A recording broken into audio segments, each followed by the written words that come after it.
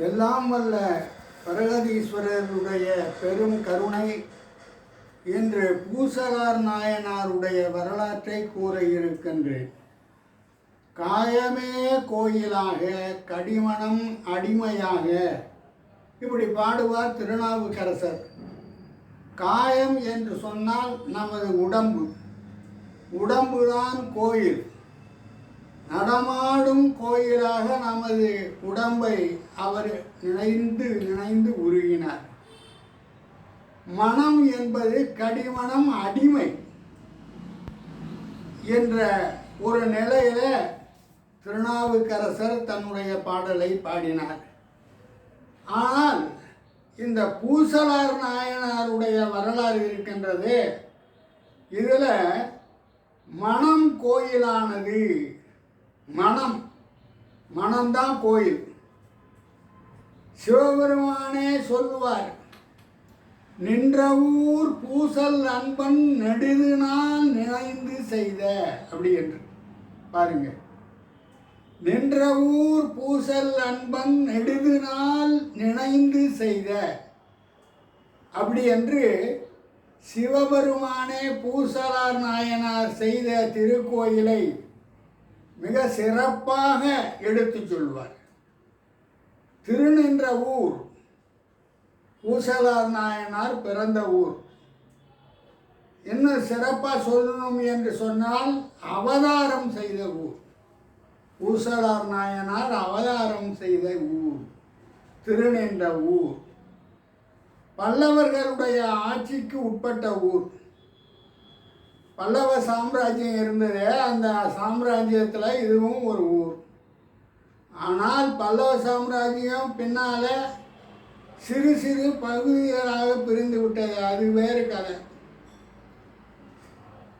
திருநின்ற ஊரில் அந்தனர் குலத்திலே அவதாரம் செய்தவர் தான் பூசலார் நாயனார். அந்தனர் குலம்னாக்கா மறையவர்கள், வேதம் ஓதுபவர்கள். அவர்களுக்கு வேறு தொழில் ஏதும் கிடையாது.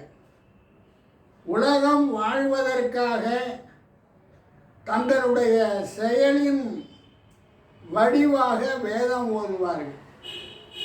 அதைத்தான் இவரும் செய்து வந்தார். ஆனால் இவருக்கு ஒரு ஆசை. என்ன ஆசைன்னு சொன்னால், எங்கே பார்த்தாலும் அரசர்கள் எல்லாம் கோயில் கட்டி வைத்திருக்கின்றார்கள், நாம் ஒரு கோயிலை கட்டினால் என்ன அப்படி என்று நினைத்தார். கோயில் கட்ட வேண்டும் என்கின்ற ஆசை. அது ஒரு பேராசைன்னு தான் சொல்லணும். ஏனென்று கேட்டால், இவரோ அந்தனர் குலத்திலே பிறந்து வேதம் ஓதுகின்ற மறையவராக இருந்தார். கோயில் கட்டணும்னா பொருள் வளம் வேணும்ல. பொருள் வேணும், ஆட்கள் வேணும்.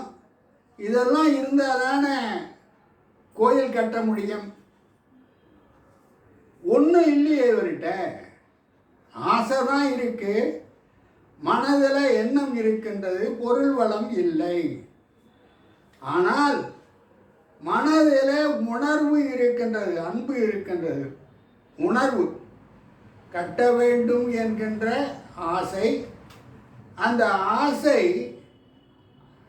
எப்படி உருவாகி இருக்கின்றது என்று சொன்னால், எப்படியும் கட்டிவிட வேண்டும் என்ற ஒரு உணர்வாக மாறிவிட்டது.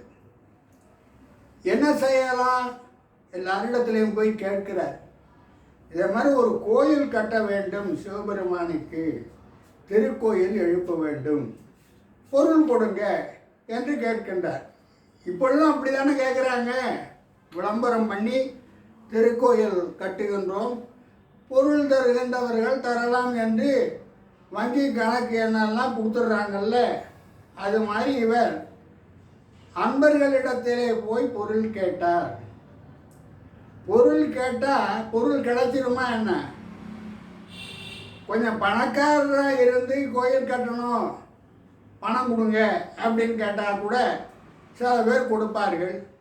ஆனால் வறியவராக இருக்கின்ற ஊசலார் நாயனார் போய் நான் கோயில் கட்ட போகிறேன், எனக்கு பணம் கொடுங்க அப்படின்னு கேட்டால் கொடுத்துருவாங்களா? பொருள் கிடைக்கவில்லை. ஆனால் இவருடைய மனம் தளரவில்லை. மனதில் தளர்ச்சி இருந்தால்தானே பிரச்சனை. அது இல்லை இவரிடத்துல, மனத்தளர்ச்சி இல்லை. எப்படியும் கோயில் கட்ட வேண்டும் என்கின்ற அந்த உறுதிப்பாடு இருந்தது. உறுதிப்பாடு இவருக்கு உந்து சக்தியாக இருந்தது. என்ன செய்தார்? மனதாலே நினைந்து நினைந்து கோயிலை கட்டினார். அடிநிலை முதலாக உவானம் வரை கோயிலை மனதிலே நினைந்து நினைந்து கட்டினார். ஒரு கேள்வி எழும். என்ன கேள்வின்னு சொன்னால், மனதால் கோயில் கட்டுறதுன்னா ஒரு நிமிடத்தில் கூட கட்டிடலாம். கண்ணை மூடி கண்ணை திறக்கிறதுக்குள்ள மனதால் கோயில் கட்டி விடலாம். மனம் எவ்வளவு விரைவாக செல்லும் என்பது எல்லாருக்கும் தெரியும். நான் இப்போ டெல்லியில் இருக்கிறேன்னு நினச்சா டெல்லியில் போய் மனம் சேர்ந்துருது இல்லை. மனத்தின் வேகம் எல்லாவற்றையும் விட அதிகமான வேகம். அப்படியா கட்டினார் இவரு? இல்லையே, அப்படி கட்டல. மனதால் கோயில் கட்டணும்னு கோயிலை எழுப்பி இதுதான் கோயில் என்று அவர் காட்டவில்லை. எப்படி கட்டினார் என்று சொன்னால், ஒரு செயல்பாட்டுக்கு எவ்வளவு நேரம் ஆகுமோ அவ்வளவு நேரம் எடுத்துக்கொண்டார். சிறப்பு அதுதான். உதாரணத்துக்கு சொல்லணும்னா, செங்கல் வேணும், இல்லை பாறைக்கல் வேணும். அது வேற ஒரு இடத்துல இருக்கு. அங்கேருந்து அதை கொண்டுட்டு வரணும் அப்படின்னா வண்டியில் ஏற்றி கொண்டு வரணும். இந்த வண்டியில் ஏற்றி செங்கல்லானது குறிப்பிட்ட இடத்திற்கு வருவதற்கு எவ்வளவு நாட்கள் ஆகுமோ அவ்வளவு நாட்களும் அதை பற்றியே சிந்தித்தார். எவ்வளவு நாட்கள் ஆகுமோ அவ்வளவு நாட்களும் அதை பற்றி தான் சிந்தித்தார். அப்ப அடிநிலையில இருந்து வானம் வரையில கட்டுவதற்கு எவ்வளவு நாட்கள் ஆகுமோ அவ்வளவு நாட்களும் அதை பற்றியே சிந்தனை செய்தார். வேற எதை பற்றியும் சிந்தனை கிடையாது. இருப்பார், அந்த இடத்துல உட்கார்ந்து இருப்பார். தவம் செய்கிறவங்க உட்கார்ந்து இருக்கிற மாதிரி அப்படியே உட்கார்ந்து இருப்பார். ஆனால் மனதில் என்ன? ஆட்கள் வருகின்றார்கள், அவர்கள் அங்கே செங்கல்ல எடுத்து வைக்கிறார்கள், கட்டுகிறார்கள். எவ்வளவு நேரம் ஒவ்வொரு செயல்பாட்டுக்கும் ஆகுமோ அவ்வளவு நேரமும் அதை பற்றியே சிந்தித்தார். இப்பொழுது கோயில் கட்டுவதற்கான காலம் எவ்வளவு தேவையோ அந்த காலம் முடிந்து விட்டது. அதுவரையில் அவர் சிந்தனை செய்து கொண்டிருந்தார். கோயிலை கட்டியாச்சு, அழகான கோயில் எழுப்பியாச்சு. அதில் நுண்கலைகள், எல்லா வேலைப்பாடுகள், சித்திரம் போல வேலைப்பாடுகள் எல்லாம் இவர் மனதாலே செய்தார். கோயில்னாக்கா வெளிப்புற தோற்றமும் சிறப்பாக இருக்க வேண்டும் அல்லவா? அழகாக இருக்கணும்ல. கோபுரத்தை மாத்திரம் கட்டிட்டோம்னாக்கா அதற்கு வர்ணம் பூச வேண்டும் அல்லவா? இதெல்லாம் செய்தார். அப்புறம் என்ன பண்ணார்னா, அதுக்கு குடமுழுக்கு செய்வதற்கு நாள் குறித்தார். குடமுழுக்கு செய்ய போறார். இன்னொரு பக்கம் என்ன நடக்குதுன்னா, காடவர் கோன் என்ற பல்லவ மன்னன் கட்டளை எழுப்பி அதே நாளில் குடமுழுக்கு செய்வதற்கு நாள் குறித்தார். இவர் விமானமெல்லாம் அமைத்து சிகரங்கள் வைப்பதற்கெல்லாம் சரியாக வச்சிருக்கார். அளந்து எல்லாம் செய்திருக்கிறார்.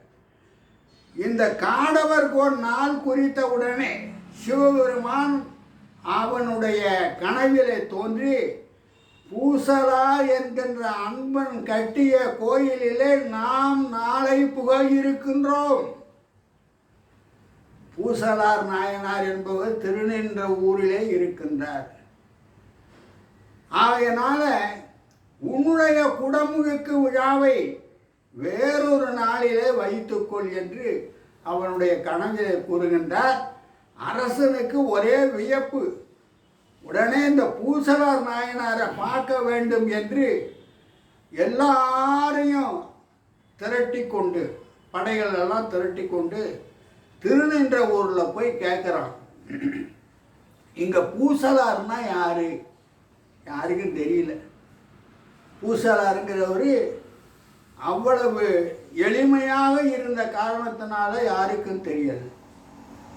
அப்போ இந்த மறையவர்கள் கூட்டம் அந்தணர்கள்ட்ட போய் கேட்டோன்னா அந்த இருக்கார். பூசலார் தானே அந்த இருக்கார். பார்க்குறான். பார்த்து, ஐயா நீங்கள் கட்டின கோயில் எங்க அப்படின்னு கேட்குறான். இவர், நான் கட்டின கோயிலா? இல்லையே.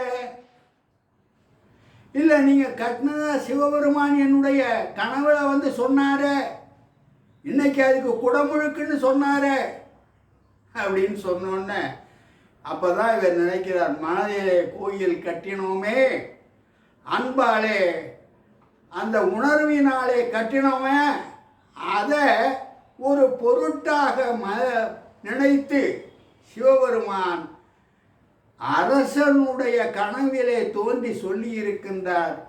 என்ன அற்புதம் அது, என்ன கருணை என்று வியந்து சொல்கின்றார். அரசனுக்கு தாங்க முடியாத ஒரு வியப்பு.